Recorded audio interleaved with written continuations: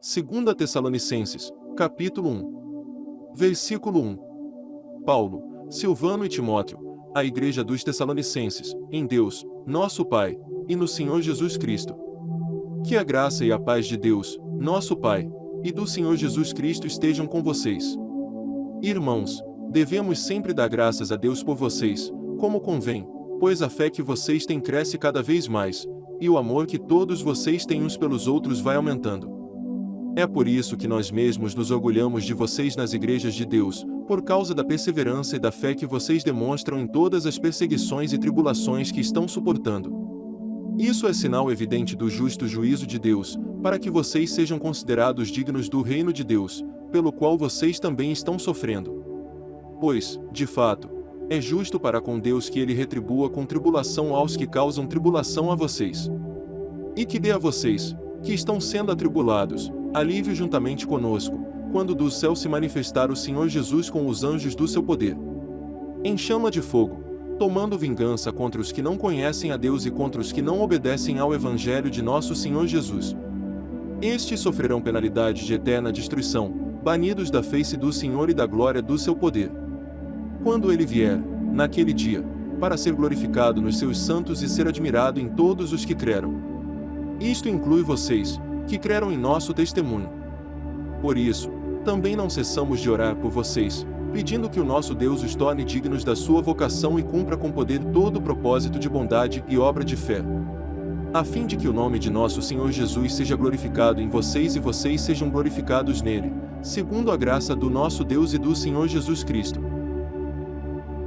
Segunda Tessalonicenses, capítulo 2. Versículo 1. Irmãos, no que diz respeito à vinda de nosso Senhor Jesus Cristo e à nossa reunião com ele, pedimos que vocês não se deixem demover facilmente de seu modo de pensar, nem fiquem perturbados, quer por espírito, quer por palavra, quer por carta, como se procedesse de nós, dando a entender que o dia do Senhor já chegou. Ninguém, de modo nenhum, os engane, porque isto não acontecerá sem que primeiro venha a apostasia e seja revelado o homem da iniquidade, o filho da perdição, o qual se opõe e se levanta contra tudo o que se chama Deus ou é objeto de culto, a ponto de assentar-se no santuário de Deus, apresentando-se como se fosse o próprio Deus. Vocês não lembram que eu costumava lhes dizer estas coisas, quando ainda estava com vocês? E, agora, vocês sabem o que o detém, para que ele seja revelado a seu tempo. Porque o mistério da iniquidade já opera e aguarda somente que seja afastado aquele que agora o detém. Então será revelado o iníquo, a quem o Senhor Jesus matará com o sopro de sua boca e destruirá pela manifestação de sua vinda. Ora, o aparecimento do iníquo é segundo a ação de Satanás, com todo o poder, sinais e prodígios da mentira, e com todo o engano de injustiça aos que estão perecendo, porque não acolheram o amor da verdade para serem salvos. É por este motivo que Deus lhes envia a operação do erro, para darem crédito à mentira, a fim de serem condenados todos os que não creram na verdade, mas tiveram prazer na injustiça. Mas devemos sempre dar graças a Deus por vocês, irmãos amados pelo Senhor, porque Deus os escolheu desde o princípio para a salvação, pela santificação do Espírito e fé na verdade. Foi para isso que também Deus os chamou mediante o nosso Evangelho, para que vocês alcancem a glória de nosso Senhor Jesus Cristo. Assim, pois, irmãos, fiquem firmes e guardem as tradições que lhes foram ensinadas, seja por palavra, seja por carta nossa.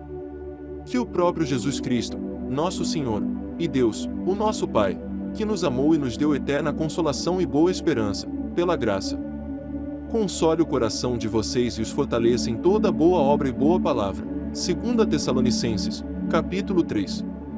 Versículo 1. Finalmente, irmãos, orem por nós, para que a palavra do Senhor se propague e seja glorificada, como aconteceu entre vocês. Orem também para que sejamos livres das pessoas perversas e más, porque a fé não é de todos. Mas o Senhor é fiel. Ele os fortalecerá e os guardará do maligno.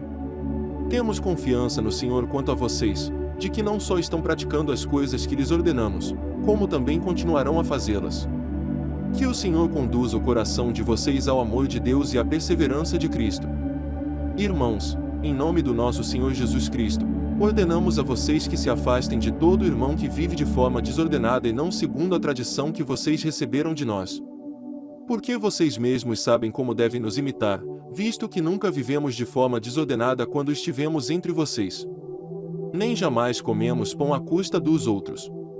Pelo contrário, trabalhamos com esforço e fadiga, de noite e de dia, a fim de não sermos pesados a nenhum de vocês. Não que não tivéssemos o direito de receber algo, mas porque tínhamos em vista apresentar a nós mesmos como exemplo, para que vocês nos imitassem. Porque, quando ainda estávamos com vocês, ordenamos isto: se alguém não quer trabalhar, também não coma. Pois, de fato, ouvimos que há entre vocês algumas pessoas que vivem de forma desordenada. Não trabalham, mas se intrometem na vida dos outros. A essas pessoas determinamos e exortamos, no Senhor Jesus Cristo, que, trabalhando tranquilamente, comam o seu próprio pão. Quanto a vocês, irmãos, não se cansem de fazer o bem. Caso alguém não obedeça a nossa palavra dada por esta carta, vejam de quem se trata e não se associem com ele, para que fique envergonhado. Contudo, não o tratem como inimigo, mas admoestem-no como irmão. Que o Senhor da paz, Ele mesmo, dê a vocês a paz, sempre e de todas as maneiras. O Senhor esteja com todos vocês. A saudação é de próprio punho, Paulo. Este é o sinal em cada carta, é assim que eu assino. A graça de nosso Senhor Jesus Cristo esteja com todos vocês.